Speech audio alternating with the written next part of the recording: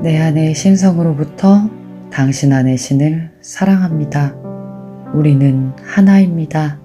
아호와 아호 아옴. 초인생활 2장 한마음. 한마음이 우주를 지배한다. 우주의 모든 것을 한마음이 지배한다는 사실을 알아야 한다. 배 한 척이 있으면 선장이 한 명 있듯이 하나의 지배하에 만 가지 작용이 나온다. 수만 가지 일들도 모두 중앙의 권능에 의해 지배를 받고 있다. 인간의 신체를 보아도 사회를 보아도 그 기능이 순조롭게 작용할 수 있는 것은 힘과 권능이 한 곳에 집중되어 있기 때문이다. 힘과 권능을 분할해버리면 어떠한 결과가 생기겠는가 하는 것은 새삼 설명할 필요도 없다. 중앙에서 통제하는 본부가 두 개 있어 서로 다른 지시를 내린다면 혼란이 일어날 것이다. 중앙에서 통제하는 본부가 여러 개 있다면 혼란은 더욱 심해져 급기야 조직은 붕괴될 것이다. 인간의 마음이 신에게서 분리되어 있는 한 신의 능력을 잃어버리게 된다는 것을 분명히 알아야 한다. 우리가 무슨 일을 하더라도 먼저 명확한 목적이 있어야만 일을 할 수 있다. 인간은 명확한 목적이 없으면 일을 해나가기가 어렵다. 이것이 하느님을 경배하고 다만 그를 섬기라는 뜻이다. 우리가 유일 요소와 곧바로 연결된다면 하나로 집중되어 행동할 수 있게 된다. 우리가 이 유일 요소와 연결되어 있으면 유일한 힘에 의하여 일이 조화롭게 이루어진다. 이를 성취할 수 있는 것은 이와 같은 하나로 통일된 힘에 의한 것이다. 생명의 바탕을 이루는 원리인 신이 우주를 통제하고 지배하며 인간은 이 원리에 의해서 존재한다. 우리가 진정으로 우리 자신을 조화롭게 하려면 인간 본래의 실제에 우리 자신을 맞추어 재조정해야만 한다. 대부분의 사람은 자기 권한을 남에게 위탁하고 그 위탁한 힘에 복종하며 살아간다. 즉, 이 세상과 주위 환경에 힘이 있다고 믿고 믿는 것만큼 거기에 자기 자신을 위탁하고 이 세상과 주위 환경의 지배를 받으며 살아가고 있다. 급기야는 외부 환경이 바뀔 때마다 바뀐 외부 환경에 힘이 있다고 믿어 종국에는 어느 힘을 따라야 할지 몰라 혼란이 일어난다. 이러한 혼란이 일어나는 사람은 어떻게 되겠는가? 오직 우리가 믿고 있으며 우리가 맡긴 것을 그날까지 지켜줄 수 있다고 확신하는 그분을 알아야 한다. 본래 외부 세계에는 힘이 없는데 우리가 힘을 부여하고 있다. 즉, 힘이 있는 듯이 보일 뿐 실은 아무런 힘도 없는 것이다. 주위 환경에 힘이 있는 듯이 보이는 것도 실제로는 자신 속에 있는 힘이 전도되어 그렇게 보이는 것이다. 이 힘은 항상 인간의 내부에 있으며 내부에서 외부로 작용하고 있다. 모든 배후에는 우주의 지배력이 있고 내가 개별적으로 존재할 수 있는 것은 스스로 있는 자 I am과 하나됨이 있기 때문이다. 원인과 결과는 완전히 일치해야 한다. 왜냐하면 원인의 움직임에 따라 결과가 달라지기 때문이다. 이 유일 지배원은 인간을 위하여 존재하며 우리는 그것을 사용할 줄 알기만 하면 되는 것이다. 이 유일 지배원은 우리 내면에서 인생의 목표를 정하고 나아가도록 방향을 정해준다. 이 지배체제가 확립된 다음에야 비로소 우리 생각과 행동이 통일된다. 생각과 행동이 통일되면 일이 실현되지 않을 수가 없는 것이다. 너희는 그의 종이다. 너 자신을 맡기고 그에게 복종하라. 원동력이 나아가는 방향에 따라 결과가 결정된다. 결과가 원동력보다 클 수는 없다. 우주를 지배하는 중심되는 힘을 우주심 또는 원리라고 표현한다. 원리라는 말은 한마음만큼 그렇게 구속력 있는 말은 아니나 통제하고 지배한다는 의미를 가지고 있음은 변함이 없다.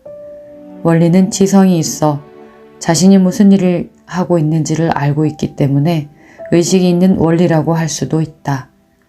인도인들은 원리를 전능자라고 한다. 거기에는 인간도 그렇게 될 수 있다는 뜻이 포함된다. 인간이 유일자에게 자기 상념을 집중하여 하나가 되면 전능자의 위치에 서게 되는 것이다. 우리가 마음의 문을 열고 깨어있는 눈으로 보면 만사는 매우 단순하다는 것을 알 수 있다.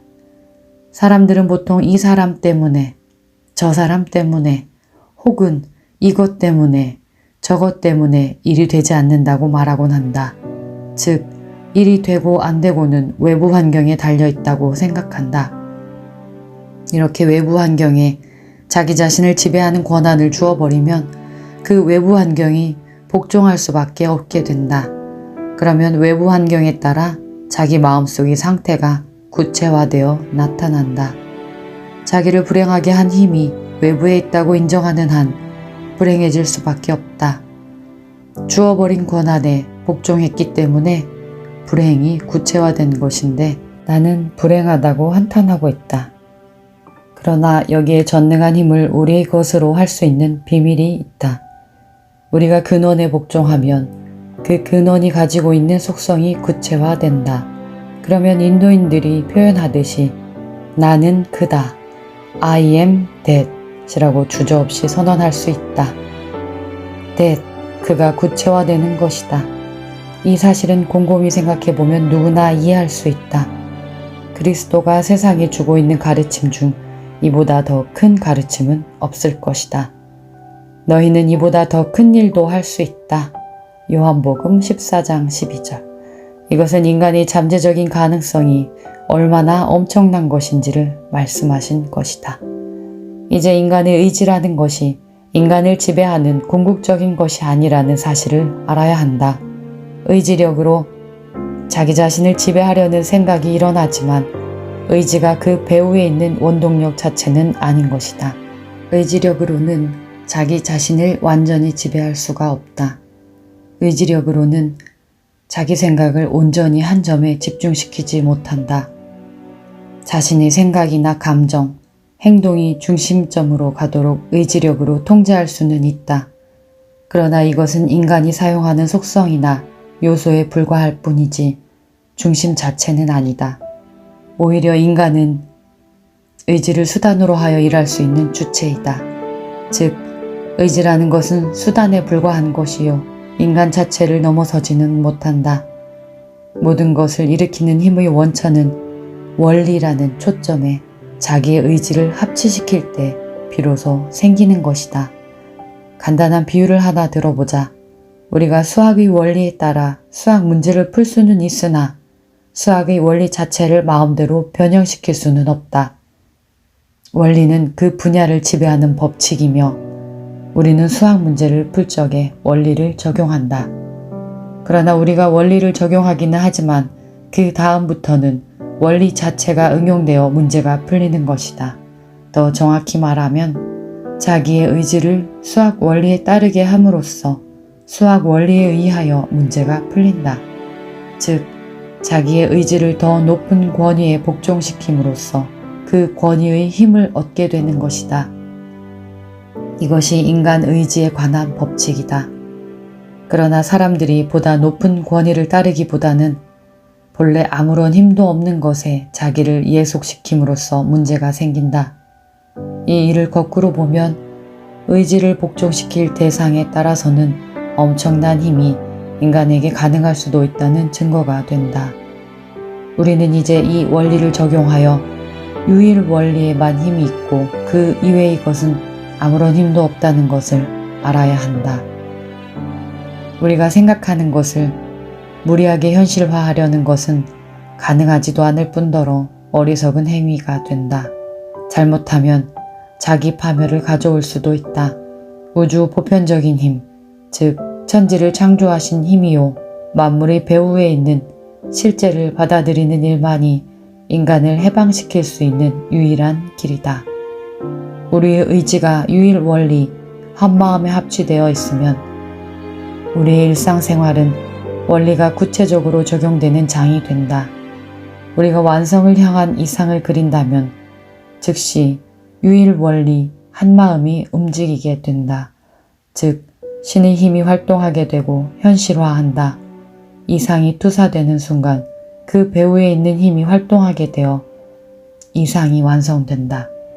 말하자면 이상이 우리의 의지로부터 풀려나와 유일원리와 합치되면 이상은 유일원리 활동에 의하여 완성되는 것이다. 감각의 불완전에서 벗어나 실제를 받아들이는 과정을 보여준다. 어떤 사물에 두 가지 의미가 있다면 어떤 것이 현상화될지 알 수 없다. 대사들은 영적인 것 이외에는 전혀 생각하지 않는다. 우리가 영적인 것만을 생각한다면 말하는 대로 실현될 것이요. 심지어는 말하기 전이라도 실현될 것이다. 그런데 우리는 이상이 실현되기를 기대할 때 여러 단계를 생각하기 때문에 오히려 이상이 성취되는데 방해가 된다. 항상 영적인 단계 하나만 있는 것이다. 이것이 변함없는 진리이다. 나타난 결과가 무엇인지 분명히 보여주고 있다. 우리 마음이 이원성에서 벗어나는 것이 문제를 해결하는 길이다. 우리가 영적인 단계만 생각한다면 우리가 생각한 이상은 반드시 현실화된다. 물질적인 면에 사로잡힐 필요는 없다. 왜냐하면 물질화에 앞서 먼저 영적인 원형이 있기 때문이다. 영적인 입장에서 본다면 물질은 영적인 것이 투영된 그림자에 불과하다.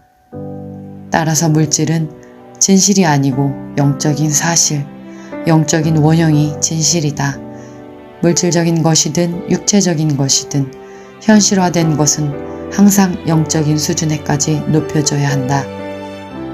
예수가 너희가 영적인 단계에까지 높아진다면 이미 일이 이루어진 것이다 라고 말한 것과 아버지여 항상 제 기도를 들어주셔서 감사합니다 라고 한 것은 이를 두고 한 말이다.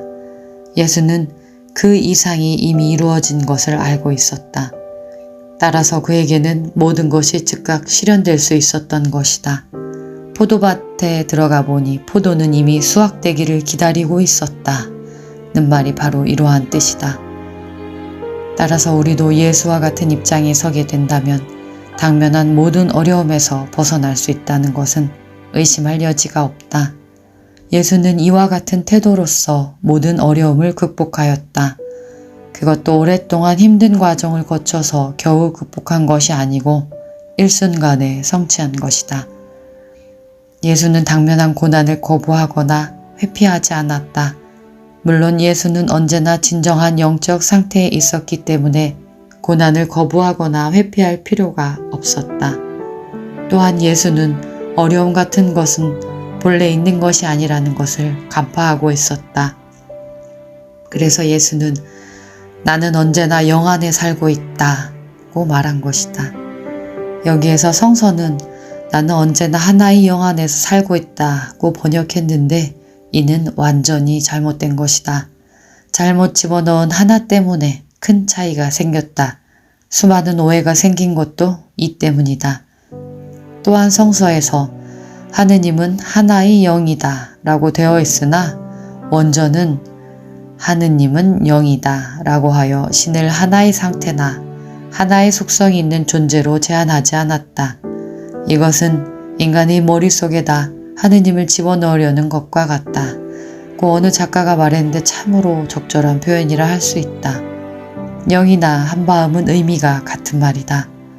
그 파동의 영향력에서도 같다. 다르게 생각하는 것은 우리가 보통 한마음을 사고작용에 불과한 인간의 마음으로 생각하기 때문이다. 마음과 의식은 분리할 수 없으며 마음이 의식이요 의식이 마음이다. 우리가 영적인 실체를 깨달을 때 마음과 영은 차이가 없어진다. 즉 영적인 의식 상태에 있게 되는 것이다. 우리 자신 속에 여러 가지 마음이 있는 것도 모든 인간 속에 여러 가지 마음이 있는 것도 실은 생각이 여러 가지 있는 것에 불과하다.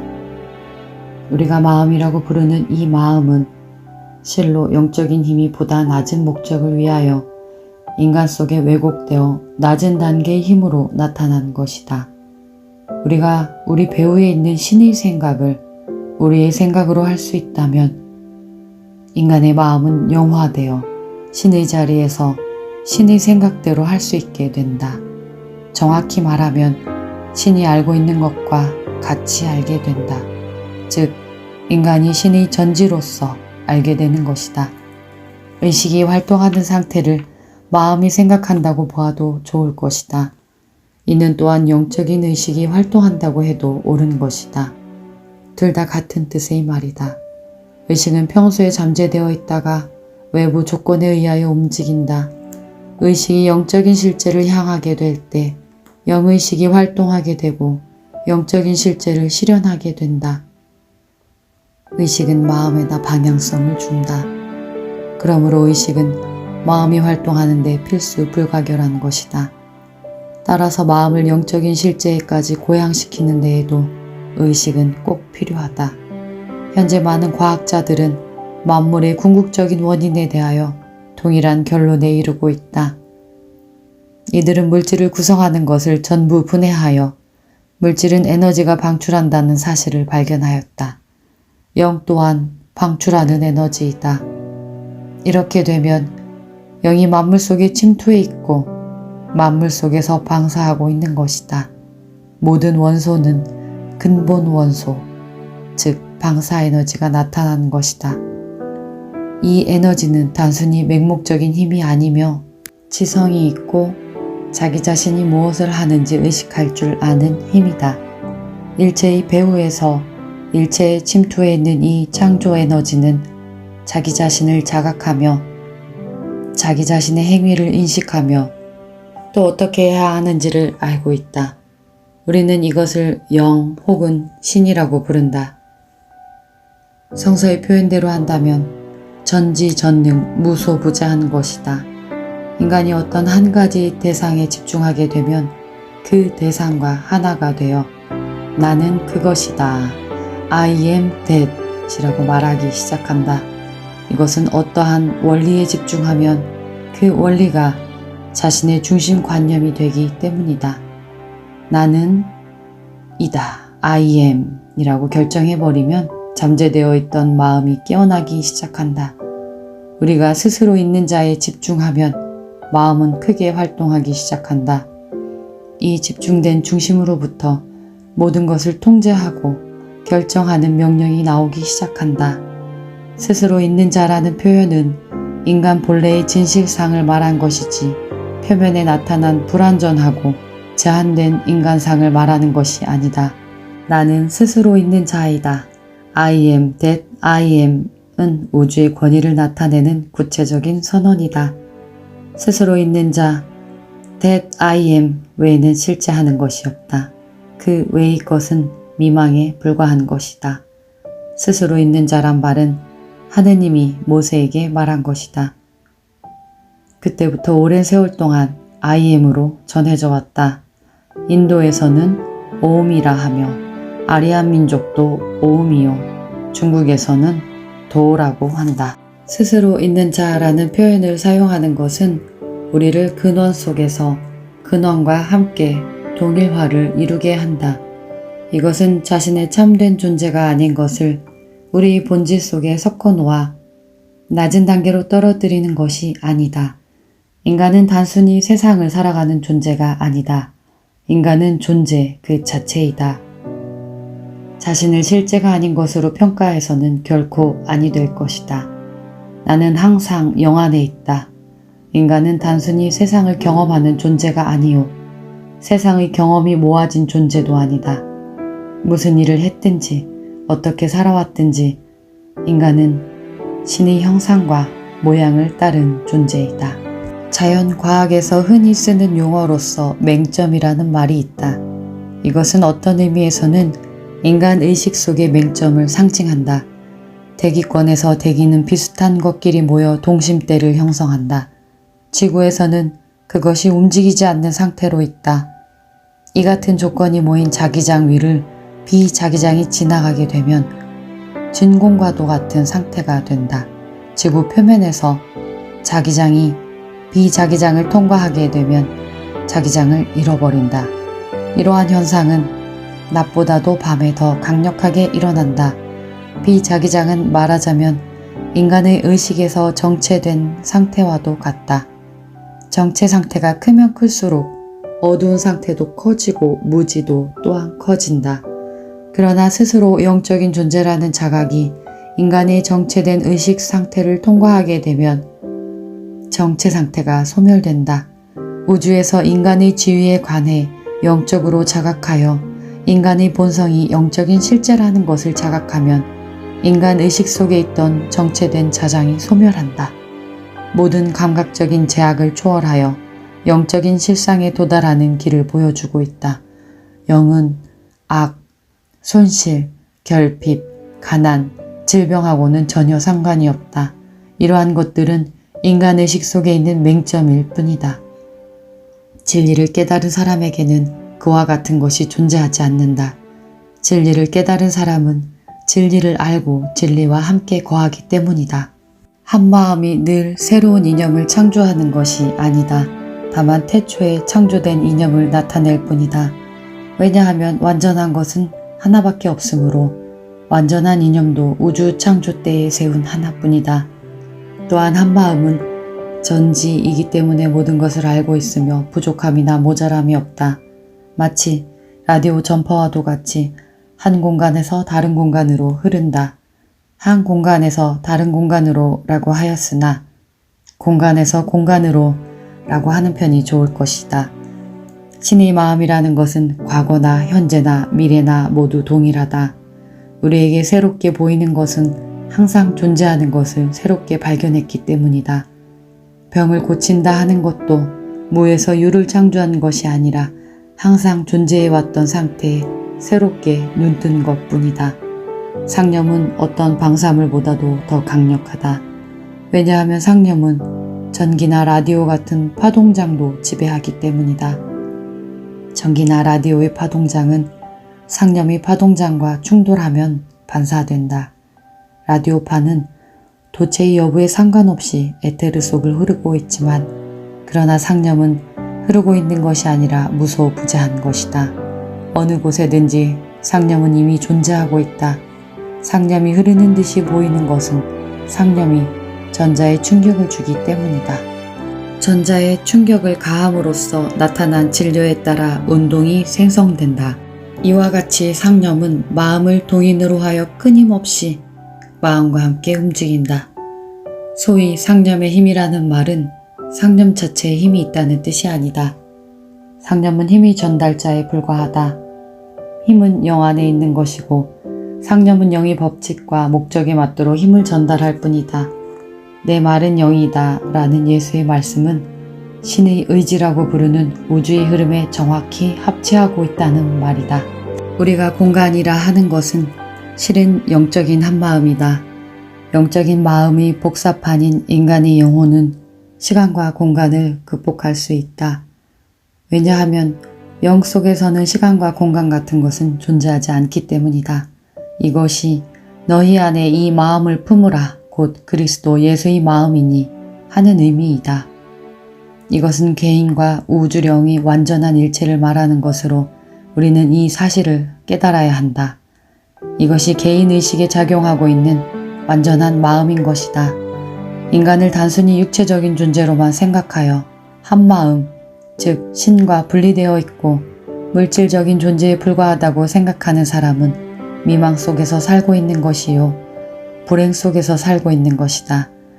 인간은 진실로 신 안에서 살며 신 안에서 움직이며 신 자체 속에 존재한다.